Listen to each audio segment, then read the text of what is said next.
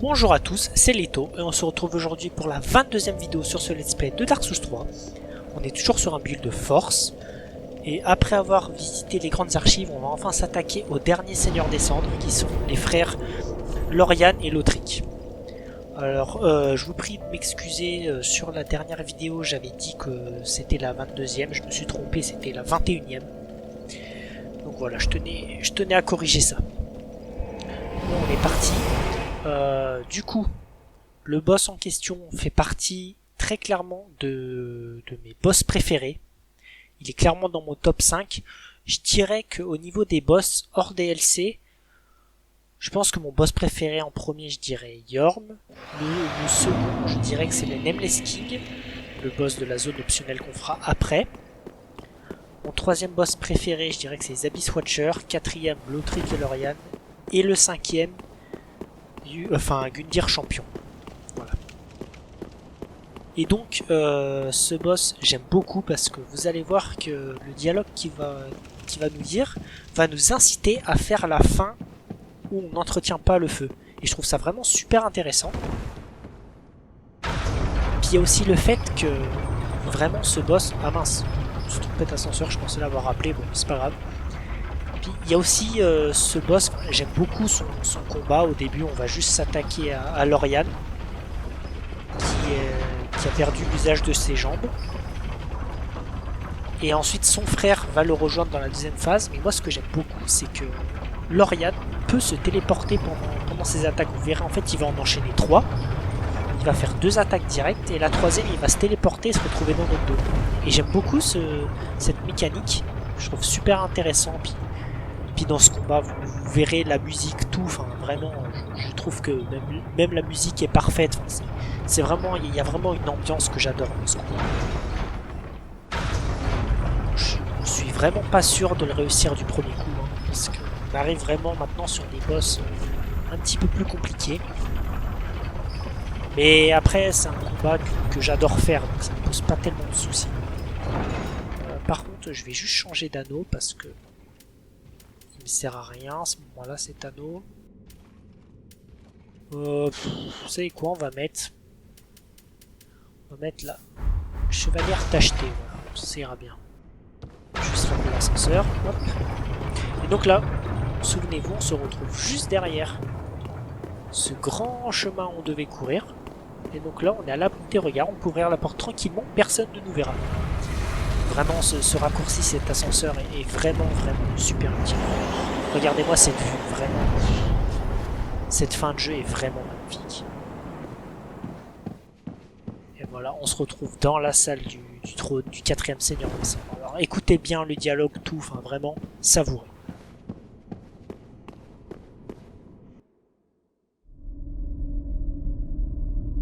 Oh dear, another dogged contender. Welcome, unkindled one, purloiner of cinders. Mind you, the mantle of Lord interests me none. The fire-linking curse, the legacy of lords, let it all fade into nothing. You've done quite enough. Now have your rest.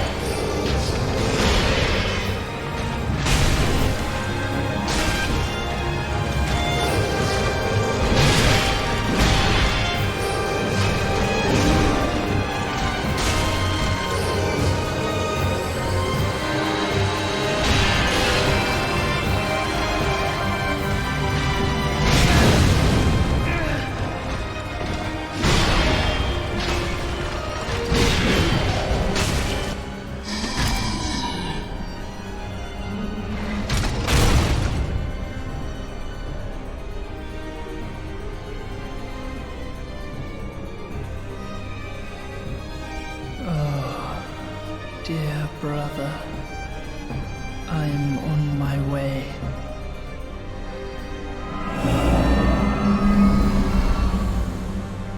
My brother. Unyielding sword of Lothric's prince.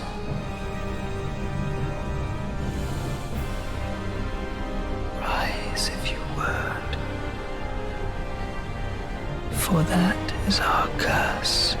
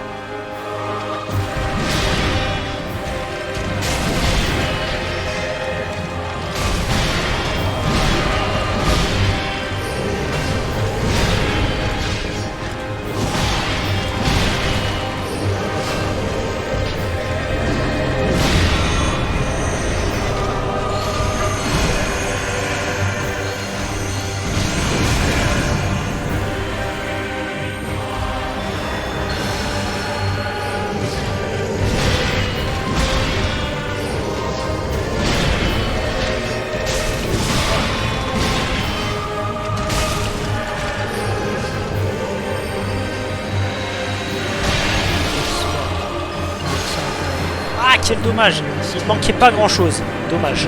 Bon, c'est pas grave, j'ai failli l'avoir du premier coup, vraiment, ça s'est super bien passé. Là c'est juste un peu le mobilier qui m'a gêné, j'ai pas pu esquiver son attaque, bon, c'est pas grave. Vraiment j'étais content de moi. Mais voilà, vous voyez vraiment ce combat, je le trouve vraiment trop beau, même au niveau de la symbolique, le grand frère qu'on tue, qui meurt, le petit frère qui vient le réanimer et qui vient ensuite se mettre sur ses épaules, enfin vraiment, je trouve qu'il y a une ambiance dans ce combat, il y a vraiment quelque chose que je trouve vraiment touchant. Je vous l'ai dit, j'adore ce boss, j'adore ce combat. Ah vraiment c'est dommage, j'aurais bien aimé le faire du premier coup, là j'étais vraiment pas loin. Mais bon, c'est pas grave, on va le refaire. Et oui, en plus je vous avais pas expliqué, mais dans sa seconde phase au boss, tant que, en fait, vous voyez, tant qu'on tuera Lauriane, en fait, son petit frère va le réanimer. Donc, le but pour vaincre le boss en deuxième phase, c'est qu'il faut tuer son petit frère. Et à partir du moment où on tue son petit frère, ça tuera automatiquement le grand, même s'il lui reste toute sa vie. On est reparti, savourez de nouveau.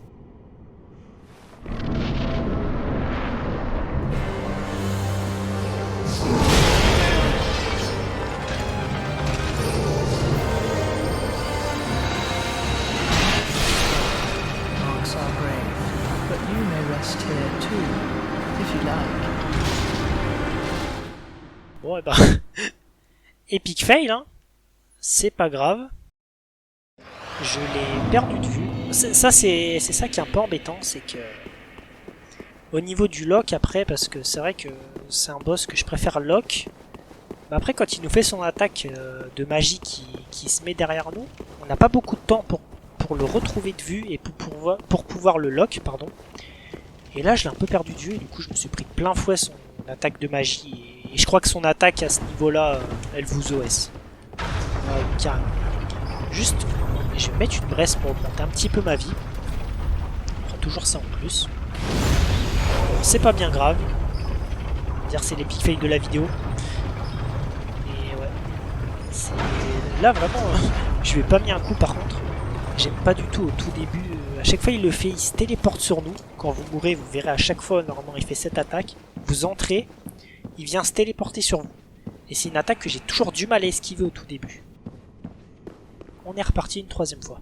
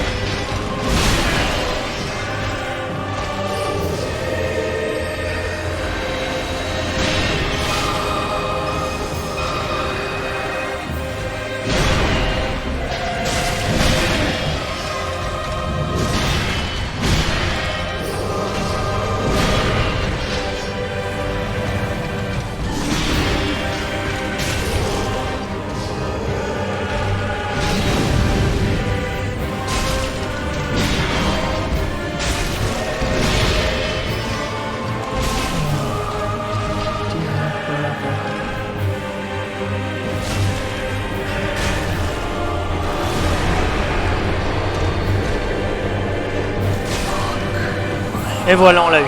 3 essais. Alors, vous voyez la deuxième phase, vraiment, quand on fait une attaque puissante sur l'Autrique, tiré à son frère, vraiment, c'est dévastateur. Donc, je suis très content, vraiment, 3 essais, ça s'est relativement bien passé. Bon, il y a juste eu l'epic fail du deuxième essai, mais c'est pas grave. De toute façon, ça peut arriver à tout le monde.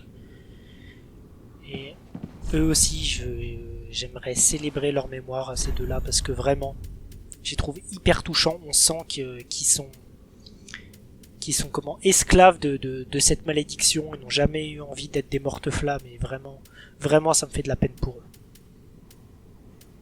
Alors, attendez, je cherche juste une emote. Voilà, on va remettre celle-là. Voilà, reposer en paix. Vraiment, c'est vraiment touchant ce combat. Puis cette arène, cette musique, tout est parfait. Bon, et bien, écoutez. On a battu le 4e Seigneur des Cendres, donc on va pouvoir enfin aller déposer les cendres à Licheveux sur le dernier siège. Et d'ailleurs, un truc que je vous ai pas dit, qui est aussi une référence à Demon's Souls, je crois, vu qu'on a l'âme des princes jumeaux, avec leur âme, on va pouvoir forger l'arme de l'Autrique et l'arme de Lauriane, et on va même pouvoir forger une arme grâce aux 2 armes des jumeaux, qui va faire qu'on va avoir une arme encore plus puissante. Une arme jumelée avec justement avec les 2 frères. Donc c'est super, vraiment c'est un concept que j'aime beaucoup. Donc voilà, on a déposé, je sais pas si c'est Lauriane ou l'Autrique, mais voilà, on a déposé la tête sur son trône. Et maintenant on retrouve la gardienne du feu se rapprocher du feu, et maintenant on va pouvoir lui parler. The 5 lords sit their 5 thrones, all thanks to thee, most worthy of Ashen One. with the Lords as thy witness, and let the Lord's embers acknowledge thee as a true Lord. Fit. On va Very well. augmenter d'un Then niveau. take no. Force, ouais, je monte encore. On va mettre, allez, 23 en vitalité. Et voilà. Farewell. Et là, vous voyez la cinématique. Donc là, il ne restera plus que le boss final, mais avant, j'irai faire aussi le boss de la zone optionnelle, bien évidemment, qui est en plus un de mes boss préférés, donc hors de question que je le rate. Noble Lords of Cinder, the fire fades.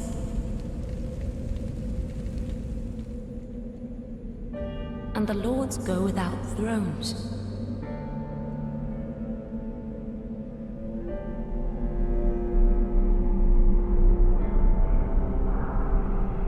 Surrender your fires to the true heir.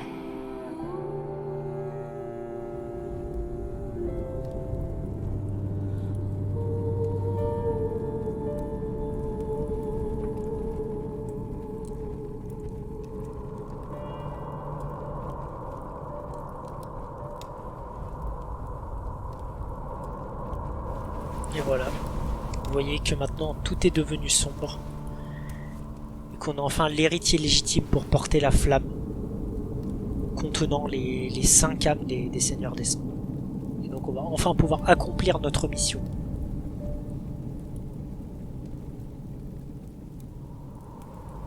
Vraiment, j'adore cette ambiance, j'adore cette cinématique, vraiment. Vraiment, la fin du jeu est vraiment, je trouve, parfaite. Let him grant death to the old gods of Lordran, deliverers of the first flame.